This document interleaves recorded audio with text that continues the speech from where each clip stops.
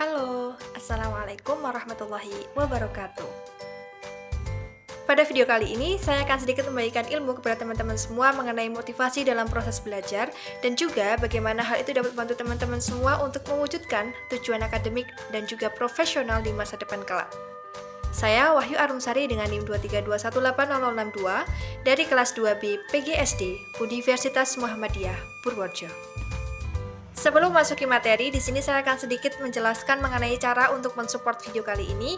Di mana cara yang pertama, teman-teman semua bisa menonton video ini hingga akhir. Kemudian cara yang kedua, jika teman-teman menyukai video ini, kalian bisa menekan tombol like. Dan yang terakhir, jika kalian ingin memberikan komentar, mohon memberikan komentar yang baik dengan tidak mengandung unsur sara. Untuk mempersingkat waktu, di sini saya akan langsung masuk ke materi yang pertama, yaitu teori motivasi. Di mana teori-teori yang akan saya sampaikan ini merupakan teori-teori yang paling populer dan sangat populer. Teori yang pertama adalah teori hierarki kebutuhan Maslow, di mana teori ini dikembangkan oleh Abraham Maslow pada tahun 1940-an dan juga mengusulkan beberapa hal, di mana yang pertama mengusulkan bahwa manusia memiliki hierarki kebutuhan yang harus dipenuhi sebelum mereka dapat mencapai kepuasan dan juga pemenuhan penuh. Kemudian, teori ini juga akan mengusulkan bahwa kebutuhan dasar seperti makanan, air, tempat tinggal itu harus dipenuhi terlebih dahulu sebelum memenuhi kebutuhan yang lebih tinggi. Contohnya seperti keamanan, cinta, dan juga pengakuan yang lain. Kemudian teori ini juga mengusulkan bahwa manusia memiliki kebutuhan untuk mencapai potensi penuh mereka dan juga mencapai pemenuhan spiritual dan juga intelektual. Teori motivasi yang kedua adalah teori ekspektasi, di mana teori ini juga mengusulkan beberapa hal, diantaranya yaitu mengusulkan bahwa manusia ini memiliki harapan tentang hasil yang akan mereka dapatkan dari tindakan yang telah mereka lakukan. Kemudian teori ini juga mengusulkan bahwa manusia ini lebih cenderung untuk melakukan tindakan jika mereka percaya bahwa tindakan tersebut akan menghasilkan hasil yang diinginkan. Kemudian teori ini juga mengusulkan bahwa manusia lebih cenderung untuk mengejar tujuan dan juga kepuasan jika mereka percaya bahwa mereka memiliki kemampuan untuk mencapai tujuan tersebut. Teori yang ketiga yaitu teori keterlibatan, di mana teori ini juga mengusulkan beberapa hal. Yang pertama yaitu mengusulkan bahwa manusia ini lebih cenderung untuk mengejar tujuan dan juga kepuasan jika mereka merasa terlibat dan juga memiliki investasi emosional dalam tindakan tersebut. Kemudian teori ini juga mengusulkan bahwa manusia ini lebih cenderung untuk mengejar tujuan dan juga kepuasan jika mereka merasa bahwa tindakan tersebut bermakna dan juga memiliki konsekuensi yang signifikan. Pengusulan yang ketiga pada teori keterlibatan ini adalah mengusulkan bahwa manusia lebih cenderung untuk mengejar tujuan dan kepuasan jika mereka merasa bahwa mereka memiliki kontrol atas hasil tindakan mereka. Dari beberapa teori yang telah saya jelaskan tadi, teori-teori motivasi ini juga dapat membantu teman-teman calon guru dan juga para guru untuk memahami dan juga memotivasi siswa dengan mengidentifikasi kebutuhan dan juga harapan mereka, serta menciptakan lingkungan belajar yang positif dan juga memberikan dukungan sumber daya yang diperlukan untuk mereka dalam mencapai tujuan yang mereka inginkan. Materi yang kedua adalah mengenai studi kasus pada guru SD mengenai motivasi belajar. Pada studi kasus kali ini, secara garis besar, sudah terdapat beberapa guru yang telah menerapkan teori-teori motivasi, di mana terdapat guru SD yang telah melakukan atau menggunakan teori hierarki Maslow, itu dengan cara menggunakan kegiatan praktis dan juga proyek kelompok untuk memenuhi kebutuhan sosial dan emosional siswa mereka, dan juga memberikan sumber daya serta dukungan tambahan untuk membantu siswa mencapai tujuan mereka. Kemudian terdapat guru SD juga yang telah menggunakan teori ekspektasi, di mana guru ini melakukan dengan menggunakan pujian dan juga hadiah untuk memberikan umpan balik dan juga memberikan insentif untuk tindakan yang diinginkan, dan telah memberikan dukungan dan sumber daya tambahan untuk membantu siswa mencapai tujuan mereka. Kemudian ada juga guru SD yang telah menggunakan teori keterlibatan, di mana guru tersebut telah menggunakan teori keterlibatan dengan cara menggunakan kegiatan yang menarik dan juga proyek yang bermakna untuk membuat siswa merasa terlibat dan juga memiliki investasi emosional dalam tindakan mereka, dan juga telah memberikan dukungan dan sumber daya tambahan untuk membantu siswa dalam mencapai tujuan mereka. Nah, semua studi kasus yang telah dilakukan ini menunjukkan bagaimana guru SD telah menggunakan teori motivasi untuk meningkatkan keterlibatan dan juga hasil belajar siswa dengan mengidentifikasi kebutuhan, harapan, dan juga investasi emosional siswa mereka dengan menggabungkan ke dalam praktik pada pembelajaran. Memasuki materi yang ketiga adalah cara untuk menerapkan teori-teori motivasi di sekolah dasar atau SD. Adapun cara yang bisa teman-teman lakukan, baik calon guru maupun yang sudah menjadi guru, diantaranya yaitu yang pertama dengan menetapkan tujuannya spesifik. Di mana dengan menetapkan tujuan yang spesifik ini akan membantu para siswa lebih termotivasi untuk mengejar tujuan mereka dan juga mencapai hasil yang mereka inginkan. Kemudian cara yang kedua yaitu dengan memberikan pujian dan juga hadiah, di mana ini dapat membantu siswa merasa lebih termotivasi untuk mengejar tindakan yang mereka lakukan dan juga mencapai hasil yang diinginkan. Nah, cara yang ketiga yaitu dengan menciptakan lingkungan belajar yang positif. Ini juga sangat penting karena dapat membantu siswa merasa lebih termotivasi untuk berpartisipasi dalam tindakan tersebut. Kemudian, cara yang keempat adalah dengan menggunakan kegiatan praktis dan juga proyek kelompok.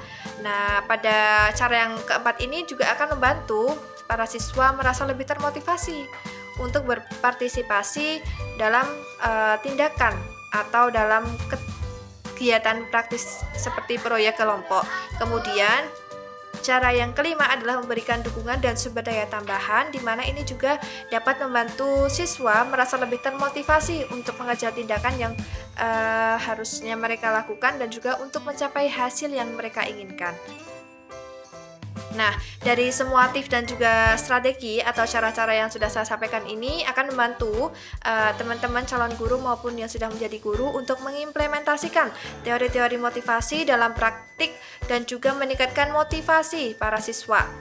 Nah, dengan menerapkan teori ini, para guru SD, baik calon maupun yang sudah menjadi, itu akan membantu siswa untuk mencapai tujuan mereka dan juga mencapai potensi penuh yang mereka miliki. Materi yang keempat adalah peran komunitas dan juga orang tua.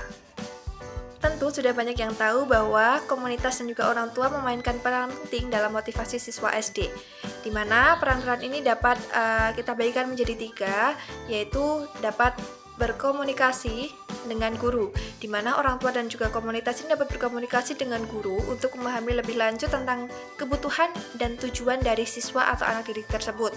Nah, mereka ini dapat bertanya tentang bagaimana anak didik atau siswa mereka berkinerja di kelas dan juga bagaimana mereka dapat mendukung motivasi dari anak didik tersebut.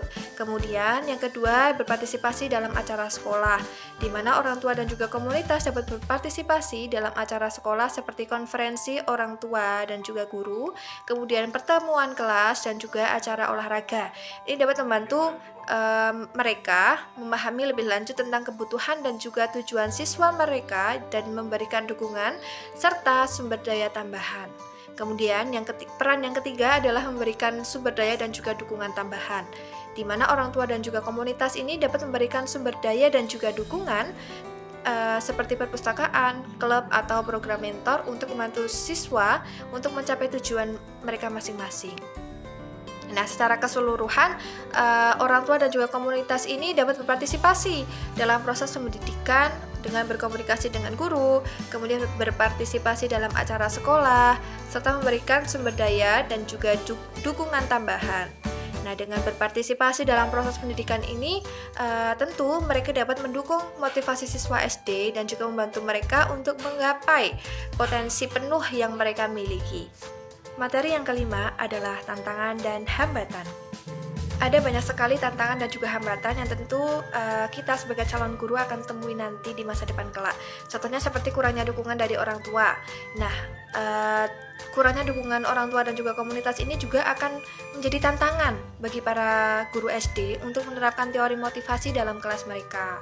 Nah, cara mengatasi tantangan tersebut yaitu dengan cara berkomunikasi dengan orang tua dan juga komunitas, dengan memberikan dukungan dan sumber daya tambahan untuk membantu mereka mendukung motivasi siswa atau anak didik. Kemudian tantangan yang kedua adalah perbedaan sosial dan juga budaya, di mana perbedaan budaya dan sosial ini menjadi tantangan guru SD dalam menerapkan teori motivasi dalam kelas. Nah, guru ini dapat mengatasi tantangan ini dengan mengakui dan juga menghormati perbedaan budaya dan juga sosial. Dengan bekerja sama antara siswa dan juga orang tua untuk memahami dan juga mengatasi perbedaan tersebut. Kemudian tantangan yang ketiga adalah keterbatasan sumber daya, di mana ini dapat kita atasi sebagai calon guru. Kita dapat mengatasi dengan cara mencari sumber daya dan juga dukungan tambahan dari lembaga pemerintah, organisasi nirlaba, dan juga komunitas. Jadi secara keseluruhan, tantangan dan juga batasan potensial dari menerapkan teori motivasi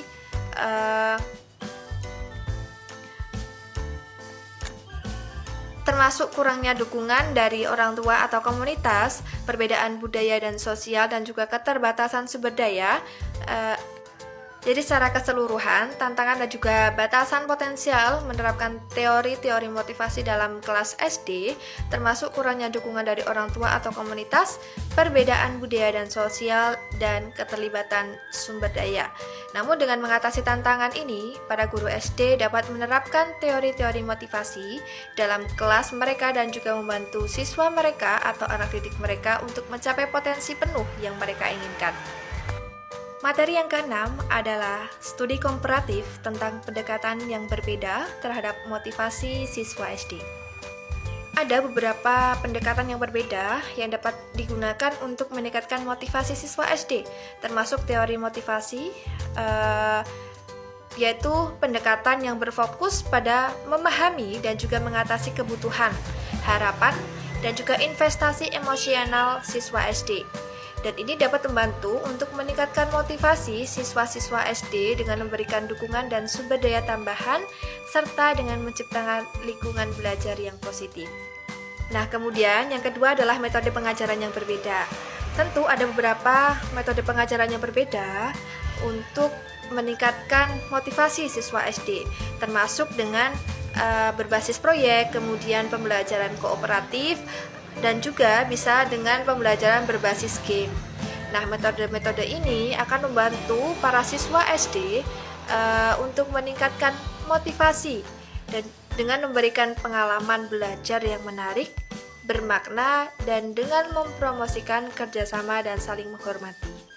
Kemudian yang ketiga yaitu penggunaan teknologi, di mana teknologi ini juga dapat digunakan untuk meningkatkan motivasi siswa SD. Misalnya, platform pembelajaran online dan juga aplikasi seluler dapat memberikan akses ke sumber daya dan juga dukungan tambahan serta membantu siswa tetap termotivasi dan terlibat dengan materi pembelajaran. Jadi secara keseluruhan ada beberapa pendekatan yang berbeda yang dapat digunakan untuk meningkatkan motivasi siswa-siswa SD. Materi yang ketujuh adalah peran teknologi. Teknologi telah merevolusi cara kita belajar dan juga cara kita untuk mengajar dan memiliki potensi besar untuk meningkatkan motivasi siswa ketika di dalam kelas. Dengan menggunakan alat digital, guru dapat membuat pembelajaran lebih menarik, interaktif, dan personal, dan dapat membantu meningkatkan motivasi siswa dan meningkatkan hasil akademik mereka. Salah satu manfaat utama menggunakan teknologi, yaitu untuk mendukung motivasi siswa, adalah kemampuan untuk membuat pembelajaran lebih menarik dengan menggunakan video, animasi, game. Guru dapat membuat subjek yang sebaliknya terlihat membosankan menjadi lebih menarik bagi para siswa. Misalnya, seorang guru sejarah dapat menggunakan video atau game interaktif untuk membuat siswa lebih tertarik dengan peristiwa sejarah tertentu. Nah, ini tentu akan membantu meningkatkan motivasi siswa dan juga membuat mereka lebih termotivasi untuk belajar sejarah. Kemudian, manfaat lain dari penggunaan teknologi ini adalah kemampuan membuat pembelajaran lebih personal. Tentu, dengan menggunakan alat-alat digital, guru SD dapat menyesuaikan pembelajaran dengan kebutuhan dan juga kemampuan tiap individu siswa. Nah, misalnya ada seorang guru bahasa Inggris dapat menggunakan perangkat lunak pembelajaran berbasis game untuk menyesuaikan pelajaran dengan tingkat kemampuan dan juga kebutuhan siswa yang berbeda-beda. Nah, tentu ini akan membantu untuk meningkatkan motivasi siswa dan juga membuat mereka merasa termotivasi untuk belajar bahasa Inggris. Nah, namun ada beberapa juga tantangan potensial yang perlu dipertimbangkan saat menggunakan teknologi untuk mendukung motivasi siswa. Salah satunya tantangan utama adalah memastikan bahwa semua siswa memiliki akses ke alat-alat digital dan juga perangkat keras yang diperlukan. Nah, ini tentu akan menjadi tantangan besar bagi sekolah dengan sumber daya terbatas dan juga dapat membatasi kemampuan para guru untuk mengintegrasikan teknologi ke dalam praktik mereka. Kemudian tantangan lain dari teknologi ini adalah memastikan bahwa teknologi digunakan secara efektif dan juga tidak menggunakan atau mengganggu proses pembelajaran. Misalnya jika teknologi digunakan dengan cara menghindari pekerjaan yang sebenarnya, itu akan mengurangi motivasi siswa dan juga mengganggu kemampuan mereka untuk belajar. Nah, ini dapat terjadi jika teknologi digunakan sebagai pengganti untuk pekerjaan tradisional atau bisa juga digunakan sebagai cara untuk menghindari pekerjaan yang sebenarnya. Nah, untuk mengatasi beberapa tantangan-tantangan ini, guru dapat mengambil beberapa langkah untuk mengintegrasikan teknologi ke dalam praktik mereka. Salah satu langkah utama adalah memastikan bahwa semua siswa memiliki akses ke alat digital dan juga perangkat keras yang diperlukan. Nah, ini dapat mencapai atau dapat dicapai dengan membeli perangkat keras tambahan, mengajarkan siswa menggunakan alat digital atau mencari sumber daya pendanaan tambahan. Nah, untuk cara yang lain yaitu dengan memastikan bahwa teknologi digunakan secara efektif dan tidak mengganggu proses pembelajaran. Nah, ini dapat dicapai juga dengan menggabungkan teknologi ke dalam praktik mereka dengan cara kreatif dan juga menarik, seperti dengan menggunakan video, animasi, dan juga game untuk membuat subjek yang sebaliknya terlihat membosankan menjadi lebih menarik bagi para siswa. Materi yang ke-8 adalah peran kepemimpinan dan juga keterampilan impersonal guru dalam memotivasi siswa SD. Seorang guru yang menjadi pemimpin yang efektif dan juga memiliki keterampilan impersonal yang kuat dapat membantu meningkatkan motivasi siswa dan juga meningkatkan hasil akademik para siswa atau para anak didik. Sebagai pemimpin, guru dapat membantu, menginspirasi dan juga memotivasi siswa dengan menetapkan contoh yang baik dan juga memberikan dukungan serta bimbingan. Nah, mereka membantu mengarahkan siswa dan juga memberikan umpan balik serta saran yang konstruktif untuk membantu mereka mencapai tujuan akademik mereka. Selain itu, guru juga dapat membantu menciptakan lingkungan belajar yang positif dan juga inklusif, di mana semua siswa merasa dihargai dan juga didukung. Nah, keterampilan impersonal juga sangat penting dalam memotivasi siswa. Seorang guru yang memiliki keterampilan impersonal yang kuat dapat membantu membangun hubungan dengan kuat antara siswa dengan guru, serta membantu mereka merasa dihargai dan juga didukung oleh para guru. Mereka ini juga dapat membantu mengidentifikasi dan juga menangani masalah sosial dan emosional siswa yang dapat membantu meningkatkan motivasi dan kesejahteraan mereka secara keseluruhan. Untuk mengembangkan keterampilan kepemimpinan dan impersonal, guru dapat mengambil beberapa langkah. Salah satu langkah utamanya yaitu menghadiri pelatihan dan juga mengembangkan profesional, di mana mereka atau para guru ini dapat belajar tentang teknik-teknik dan juga strategi yang tepat untuk memimpin dan juga berinteraksi kepada para siswa atau para anak didik. Kemudian langkah lain yang dapat dilakukan yaitu dengan berpartisipasi dalam kegiatan dan juga acara yang mempromosikan mengenai keterampilan kepemimpinan dan juga interpersonal. Dan ini mencakup menjadi mentor atau konselor yang mengambil peran kepemimpinan dalam organisasi atau klub sekolah atau berpartisipasi dalam program pengembangan kepemimpinan. Selain itu, para guru juga dapat mengembangkan keterampilan kepemimpinan dalam impersonal dengan menjadi model yang baik bagi para siswa atau para anak didik. Ini dapat mencakup seperti menerapkan contoh yang baik, menjadi transparan dan juga terbuka, serta memberikan dukungan dan juga bimbingan kepada anak didik atau peserta didik. Materi yang ke-9 atau materi yang terakhir pada video kali ini adalah refleksi peran konteks budaya dan juga sosial. Nah, konteks budaya dan juga sosial berperan penting dalam memotivasi siswa. Latar belakang siswa dapat mempengaruhi interaksi dan juga motivasi mereka dalam belajar. Siswa dari latar belakang budaya dan juga sosial yang berbeda mungkin akan kurang termotivasi jika tidak melihat relevansi pendidikan dengan kehidupan mereka. Nah, para guru ini dapat mengambil beberapa langkah untuk mengakomodasi latar belakang yang berbeda. Mereka dapat mempelajari beberapa latar belakang siswa dengan mengajarkan budaya, agama, atau sejarah mereka. Nah, mereka juga dapat menggabungkan konteks budaya dan juga sosial dalam praktik pengajaran dengan menggunakan sumber daya yang mencerminkan berbagai latar belakang. Selain itu, para guru juga dapat menyesuaikan metode pengajaran dengan menggunakan pembelajaran berbasis game, kooperatif, atau juga proyek. Hal ini tentu akan membantu para siswa untuk belajar dengan cara lebih menarik. Keseluruhan, guru dapat membantu meningkatkan motivasi dan hasil belajar siswa dengan mengakomodasi latar belakang mereka melalui pemahaman dan juga penggabungan konteks serta penyesuaian metode pengajaran. Kiranya hanya ini yang dapat saya sampaikan pada video kali ini. Banyak kurangnya saya mohon maaf. Saya akhiri, wabillahi taufiq wal hidayah. Wassalamualaikum warahmatullahi wabarakatuh.